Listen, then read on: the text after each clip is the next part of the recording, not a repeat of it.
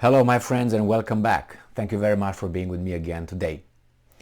Well, it seems like temporarily the Jewish state or some leaders of the Jewish state, which is Israel, agreed to not deliver weapons to Ukraine. And I say temporarily because they're going to be working at it.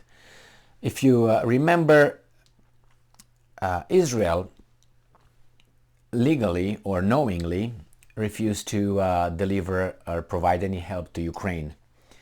And even though I think they are involved in certain information sharing, intelligence sharing, but I made a video on an article claiming that there's a private company providing Ukrainian army with Russian positions, but that's just a private company. I don't believe that, but that's just me.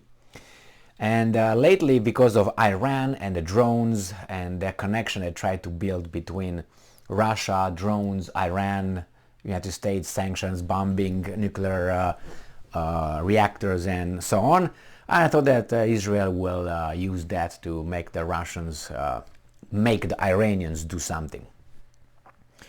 Well, until yesterday they said, well, we're going to provide you some weapons. Yeah, we're thinking. Yeah, we're not thinking. Okay, let's see. I have this article here where they say that Gantz and Netanyahu publicly reject sending arms to Kiev after Moscow's warning.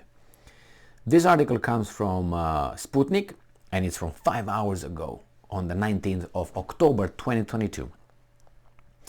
The Russian Security Council deputy chairman warned Monday that any quote-unquote reckless move by Tel Aviv to send weapons to Ukraine would quote-unquote destroy all interstate relations quote-unquote quotes between Russia and Israel. On Tuesday, Israeli media reported that Prime Minister Lapid would talk with Ukraine's foreign minister to discuss the sale of air defense systems. You know who the Ukrainian defense minister is? Yes, it's Mr. Let me answer. That's Mr. Alexei, I think, is Reznikov. He's a Jew too, so, anyway. Maybe that's why the Jewish state stayed a little bit to the side, because there are too many Jews in charge of Ukraine. It's Zelensky, Zhmyhal, Reznikov, and Yermak, all in pole position, like in Formula 1. They're right there. So maybe they didn't want to say, we don't want to be really pointed as being part of the whole thing. So, nope. All right, so Israeli Defense Minister Benny Gantz cancelled a call with the Ukrainian counterpart Alexei Reznikov, the one I was talking about, without any explanation. Ukrainian ambassador to Israel Yevgen Kornichuk has said. In an interview with local media, the ambassador expressed, and I'm quoting, deep disappointment by Tel Aviv over the move. And I'm quoting, they did not provide an explanation for the cancellation. Going forward, I don't think our defense minister will be in contact with Gantz, Kornichuk said.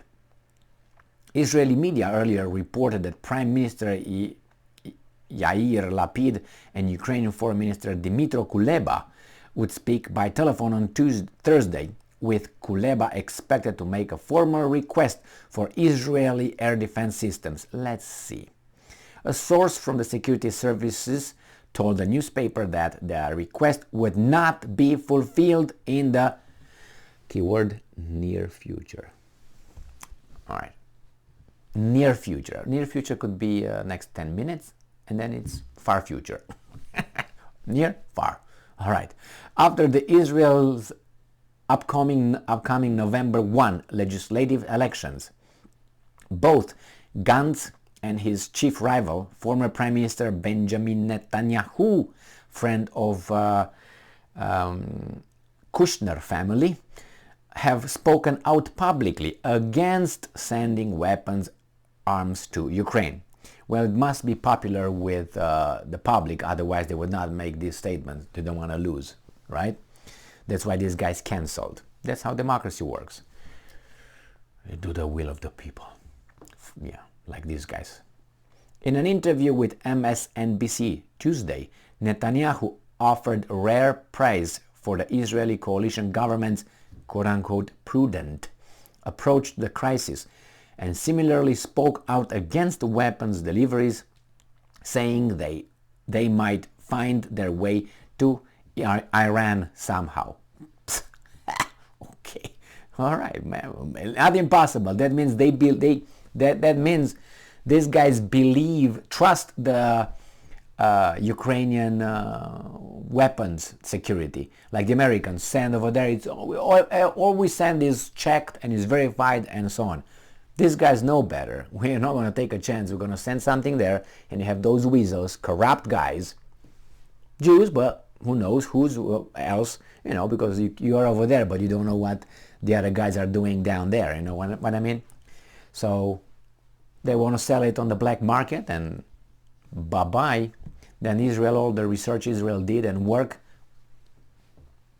to create these defense systems, air defense systems, will be cut by helping those guys over there. They know what they're talking about. And I'm quoting, on the question of weapons, there's always a possibility, and this has happened time and again, that weapons we supplied in one battlefield end up in Iranian hands, used against us, he said, pointing to the Israeli-made arms used by Iranian-backed forces in the Israeli-occupied Golan Heights. The media reports and statements by senior Israeli politicians come following the public warning to Israel by Dmitry Medvedev against moving forward with any reported plans to send weapons to Kiev. And Medvedev said Israeli arms deliveries to Kiev will destroy Moscow-Tel Aviv ties. Senior Ukrainian officials, you see, it was not Moscow-Jerusalem. Senior Ukrainian officials from President Volodymyr Zelensky on down have expressed criticism of Israel over its refusal to supply arms last month. Probably they don't do it because of their own security issues with Iran, like Netanyahu expressed here. So what do you want? I'm going to give you give them to them, and then all my years and all my secrecy goes down the tubes because you're a weasel and you want money or you're corrupt. No, we're not going to take that chance.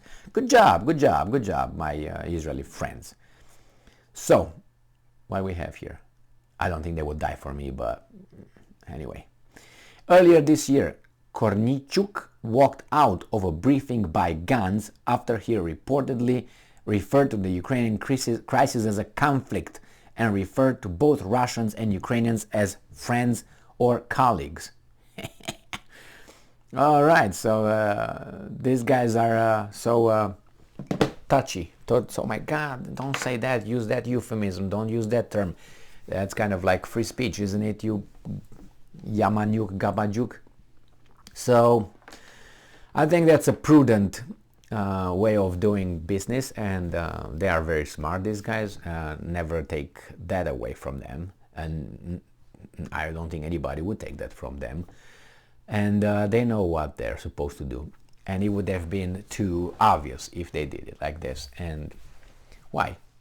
What do they have to gain? Zelensky's and besides, it's not Zelensky, it's United States. And the United States probably doesn't give a damn because they provide Ukrainians with everything. Provide Ukrainians, I'm sorry. They move in with their infrastructure over there, so they reach their goals. They don't need Israel's air defense systems.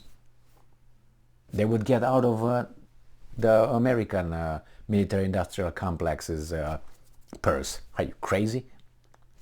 They're going to supply over there, and they're going to start, hey, we need more here, more taxes, we got to build, we got depleted. So what, you want those guys to, no, we got to make the money, right? The generals, no, not the generals, obviously, but the generals are the weasels who are making these decisions of here and there.